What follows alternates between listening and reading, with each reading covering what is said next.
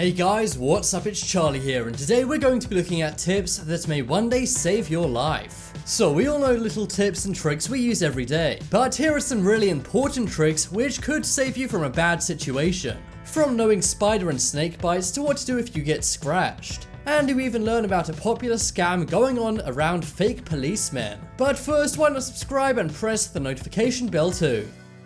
Coming up first, we have spider bites. So spiders are many people's biggest fear. And there's no shame in that because some really are pretty dangerous. But how can you tell which spiders are dangerous and which aren't? Well, really, unless you have an extensive insect knowledge, there's no way. There are thousands of types of spiders, so it's impossible to know all the poisonous ones and all the safe ones. But if you get bitten by a spider, you can learn the difference between a dangerous bite and a safe bite. If you can see 2 holes in your skin after getting a spider bite, then this means it will be pretty harmless. Unless you have some kind of spider allergy, then you should be totally fine.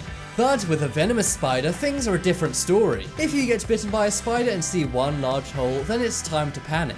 You should also see red swelling around this hole on your arm or wherever you get bit.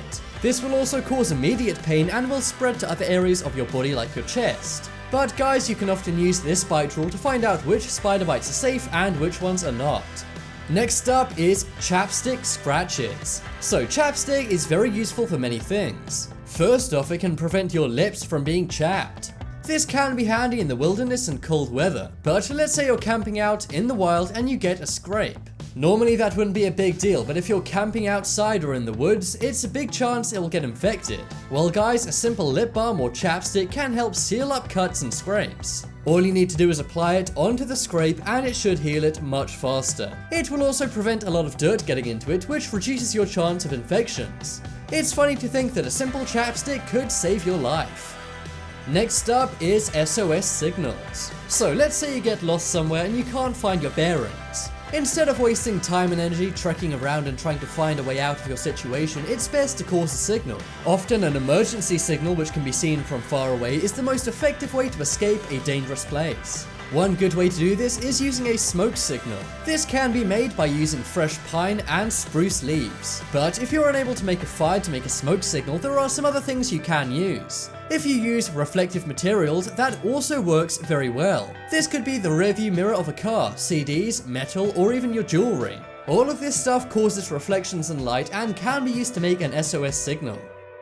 Next up is fake police.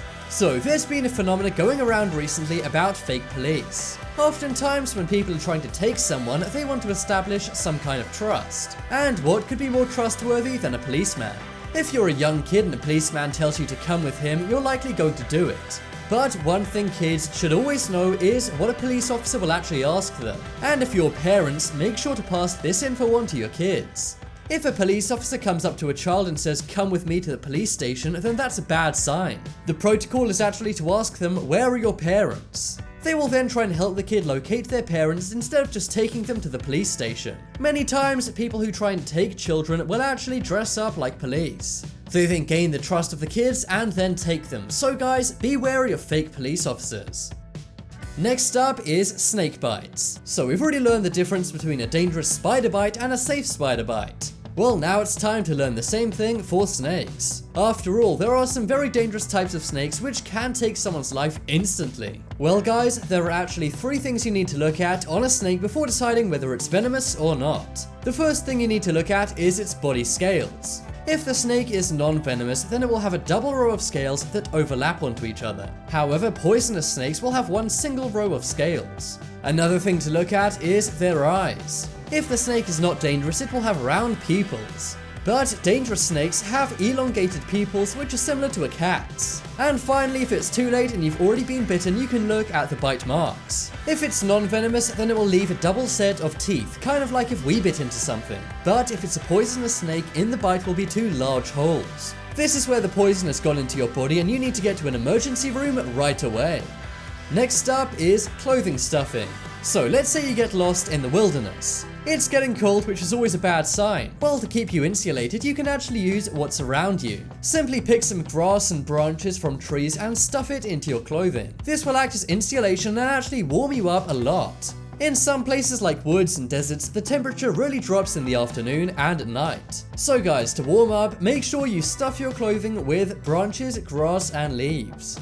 Next up is toothpaste bites. So for this one, we're not looking at anything dangerous like a poisonous snake or spider bite. Instead, we're going to look at something annoying, that is an insect bite. Insect bites can be very annoying and be very itchy, but if you use toothpaste and put it over the bite, that can actually reduce itching. But make sure the toothpaste you use contains menthol, which most do. Not only will it reduce your itchiness, it will also help reduce swelling and redness.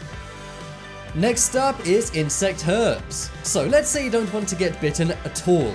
Well guys, to keep undesirable insects like mosquitoes and flies away, then you can do this simple trick. Simply grab some herbs, whether it be thyme, mint or lavender, and then burn them. You can either burn them on a campfire or just use a match. This scent will actually repel insects and keep you from getting bitten. This is great for if you're in the wilderness camping, or if you're just having a barbecue one night in your backyard and you want to keep those mosquitoes and flies out of there. And finally, the last tip which will help you survive is crayon fire. When it comes to things you might want to take camping, a crayon would not be top of your list. But guys, it really should be. That is because they're very flammable. Crayons can actually burn for up to 30 minutes. This not only helps you start other fires, it also provides light and heat. Crayons are made of wax like a candle, so really it's one small and very efficient candle. And if you add a crayon on fire to some twigs and branches and leaves, it can make a nice big bonfire.